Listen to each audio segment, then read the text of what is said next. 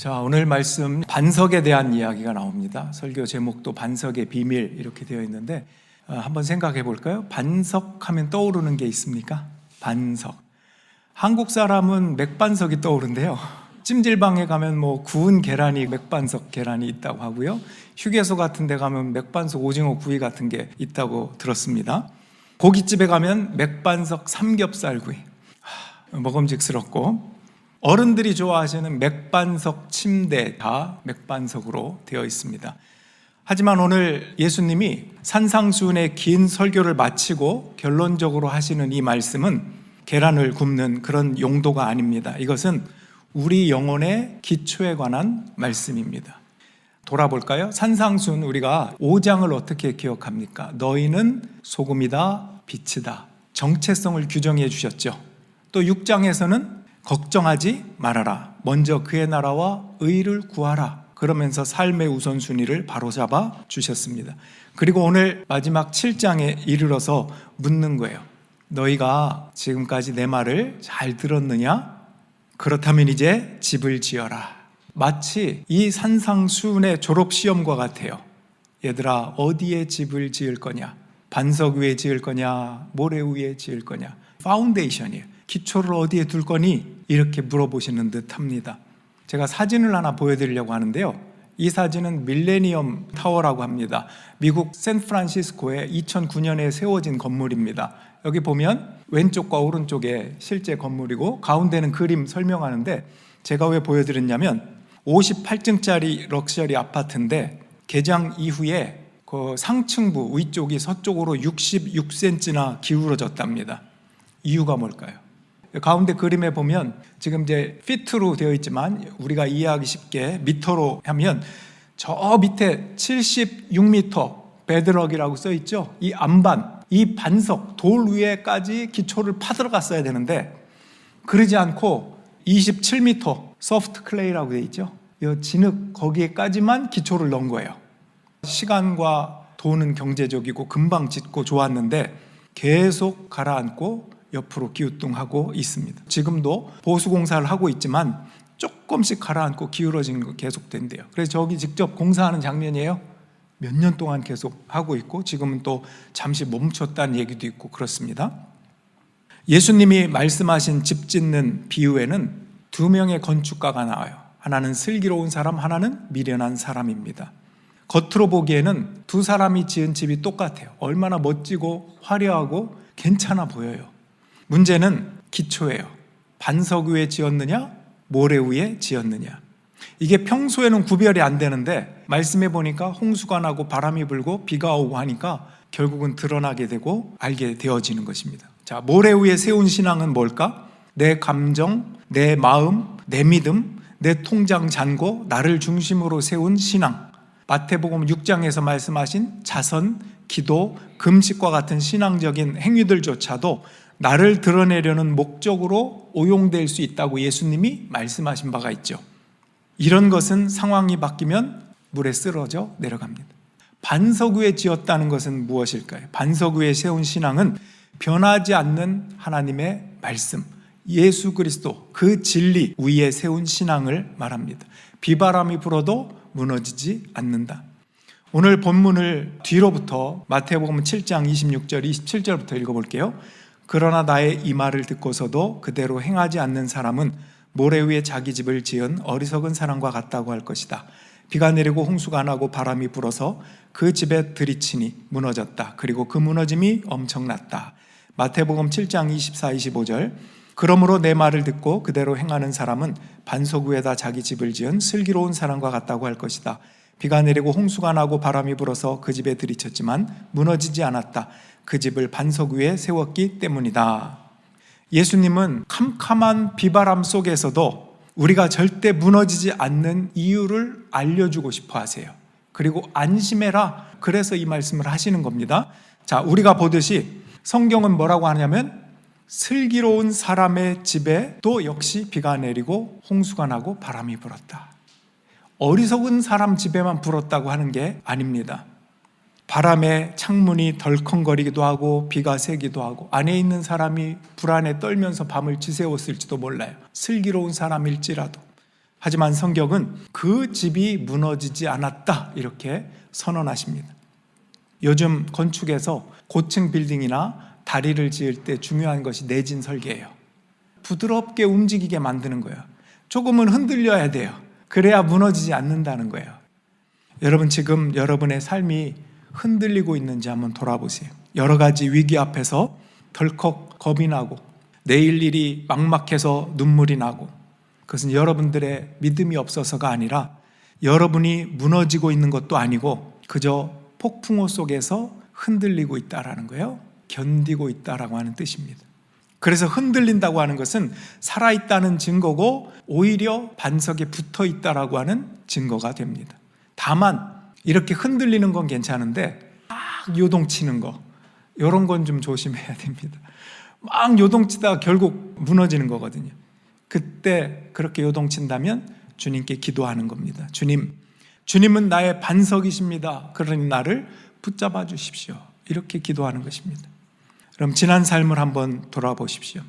인생의 폭풍우는 여러분의 인생을 무너지게 하는 심판이 아니었어요. 내 삶을 지탱하는 기초가 무엇인지를 드러내는 확인일 때가 많았습니다. 이게 믿음의 사람에게는 축복으로 이어지는 과정입니다. 내가 의지하던 모래를 버리고 예수님을 기초로, 반석이신 그분을 기초로 서가야 하는구나 하는 것을 깨달아 가기 때문입니다. 그렇다면 반석 위에 집을 짓는다는 것은 구체적으로 무슨 뜻일까? 예수님은 아주 심플하게 말씀하세요. 내 말을 듣고 그대로 행하는 사람은 반석 위에다가 자기 집을 지은 슬기로운 사람과 같다. 그럼 뭐예요? 내 말을 듣고 행하는 사람, 그게 반석 위에 집을 지었다라고 합니다. 예를 들어 내일 일을 걱정하지 말라 하는 말씀을 들었다면, 하나님, 내일 걱정은 내일 하겠습니다. 선포하고 오늘 하루를 충실하게 사는 겁니다. 너희는 세상의 빛이다 그러면 내가 스포트라이트를 받으려 하는 게 아니라 다른 사람을 비춰주겠습니다. 그 역할을 감당합니다. 그런 작은 행동이 반석 위에 집을 짓는 것입니다. 여러분, 여기까지 잘 따라오셨나요? 질문이 있어요. 지금 얘기한 이거 쉽습니까? 어렵습니까? 제가 이거 작은 순종이라고 말씀을 드렸지만 쉬워요? 어려워요? 어려워요. 엄청 어렵습니다. 계속 노력도 하지만 하나님의 은혜가 없으면 우리는 이 작은 순종조차 할 수 없습니다. 잘 되지 않습니다. 솔직히 우리는 너무나 자주 걱정해요. 10년 앞으로 있을 일까지 땡겨서 미리 걱정합니다. 그게 우리입니다. 내가 드러나기를 원하는 것, 이것이 우리입니다. 쉽지 않습니다. 그렇다면 왜 예수님은 저렇게 내 말을 듣고 그대로 행하는 자가 반석 위에 집을 짓는 것 같다고 하셨을까? 여기에 반전이 있습니다. 여기부터 정말 잘 들으셔야 합니다. 우리의 오해가 여기에 있기 때문이에요.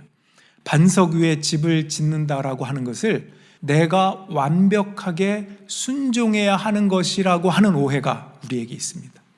예수님 말씀하셨으니까 아무튼 크든 작든 내가 완벽하게 순종해야 그게 반석 위에 집을 짓는 거라고 했어.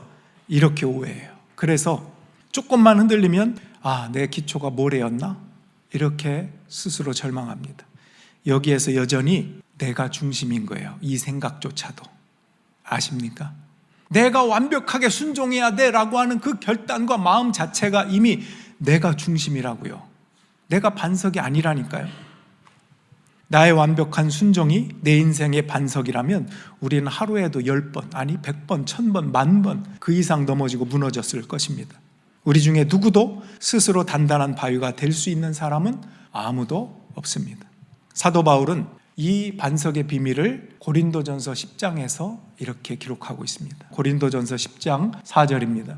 다 같은 신령한 음료를 마셨으니 이는 그들을 따르는 신령한 반석으로부터 마셨음에 그 반석은 곧 누구라? 그리스도라. 반석은 그리스도라. 여러분, 사도 바울이 지금 구약시대의 모세시대를 떠올리면서 하는 얘기예요. 모세시대의 구약 백성들은 반석에서 나는 물을 마셨거든요. 하나님이 모세에게 저 반석을 한번 치라고, 모세가 한번 탁 치니까 그 반석에서 물이 콸콸콸 생수가 쏟아져 나왔습니다. 그러니까 모세가 지팡이로 매를 때린 거예요. 반석이 그리스도라고 하는 건 무슨 뜻입니까? 반석이 매를 맞고 상처를 입어서 생수가 터져 나왔다. 바울은 이 사건을 신령한 반석이신 그리스도께서 우리를 위해서 매맞으시고 십자가에 달려 돌아가시고 그 결과로 우리 안에서 생수의 강이 터지게 하신 성령이 임하게 하셨다, 그 얘기를 하고 있는 것입니다. 십자가에서 모든 비바람과 하나님의 진노를 온몸으로 대신 맞으신 분, 나를 위해 부서지고 대신 무너지고 생수를 내어주신 그리스도, 그분만이 우리의 영원한 반석이다, 이 얘기를 하는 것입니다. 우리의 기초는 내 의지나 내 순종도 아닙니다. 바리새인들은 순종마저도 내 순종, 금식마저도 내 금식, 자선마저도 내 자선, 기도마저도 내 기도, 그것으로 반석을 만들려고 했어요. 그것은 모래성이었습니다. 참된 순종이 무엇인가? 이것이 반석의 비밀입니다. 말씀을 듣고 행한다고 하는 것은 내 공로로 내 힘으로 튼튼한 성을 쌓는다, 그런 의미가 아니에요. 말씀을 듣고 행한다는 것은 예수 그리스도라고 하는 반석에 내 삶을 두는 것, 그분만 높여드리는 것입니다. 그분의 말씀을 순종한다고 하면서 내 자신이 중심이 되는 것, 그것도 모래다, 이렇게 얘기하는 것입니다. 주님, 저는 연약해서 흔들립니다. 그러니 저는 오직 예수 그리스도라는 반석에만 내 삶을 묶어두겠습니다. 그러면서 십자가를 붙잡는 것, 그것이 진짜 순종이다라는 것입니다. 순종은 내 힘으로 뭘 한다, 율법을 지키겠다고 뭔가를 하면서 나는 의롭고 다른 사람은 안 지키니까 정죄하는 것이 바리새인 아니었습니까? 예수님이 그 바리새인을 향해서 얼마나 심한 욕을 하셨습니까? 우리가 그렇게 신앙생활을 할 수 없죠. 우리도 그 바리새인적인 시험에 늘 빠집니다. 그래서 쉽지 않습니다. 여전히 내가 중심이 되고 내가 뭔가를 하려고 하고 합니다. 그러나 그 앞서 주님께서만 나의 반석이시고 근거다, 이 사실을 늘 잊지 않고 하나님 앞에 무릎 꿇어야 한다는 사실입니다. 운전대를 잡고 운전하다가도 잠시 쉬어서 내려서, 설거지하다가도 고무장갑을 벗고 잠시 쉬어서 하나님께 기도하는 거예요. 짤막하게 부르짖는 것입니다. 주님, 비바람이 칩니다. 너무 두렵습니다. 제가 지금 무너질 것 같습니다. 나의 반석이신 주님, 나를 붙잡아 주십시오. 여러분, 이 짧고 간절한 10초의 기도가 내 힘으로 100일 작전 기도하는 것보다 훨씬 더 위대한 순종이에요. 하나님, 이제 보세요. 제가 금식합니다. 예수님은 40일 했죠? 저는 2배 80일 합니다. 보셨죠? 제가 이 정도 했다니까요. 이게 무슨 순종입니까? 여전히 모래성을 쌓고 있는 것이죠. 그러므로 진짜 순종은 내가 짧은 순간이라 할지라도 그 주님의 바짓가랑이라도 잡는 심정으로 붙잡는 것. 나는 이렇게 부족합니다. 나는 연약합니다. 불쌍히 여겨주세요. 그렇게 나아가는 것이 진정한 순종이다라는 것입니다. 정리합니다. 예수님은 말씀을 듣고 행하는 자는 비를 맞지 않을 거다, 그러지 않으셨어요. 똑같이 비를 맞고 홍수가 옵니다. 말씀을 잘 지켜도 억울한 일을 당합니다. 뼈아픈 실패를 경험합니다. 흔들립니다. 그러나 요동치다가 무너지진 않습니다. 예수님은 우리가 얼마나 폭풍우 앞에서 말도 못하고 두려워하고 있는지 아십니다. 그래서 집이 얼마나 크고 화려한가 그 자체를 묻지 않습니다.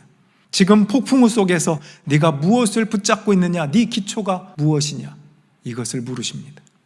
오늘 예수님은 폭풍우 속에서도 결코 우리를 놓지 않는 든든한 반석이 되어주겠다고 2000년 전에뿐 아니라 지금도 여전히 우리에게 말씀하십니다.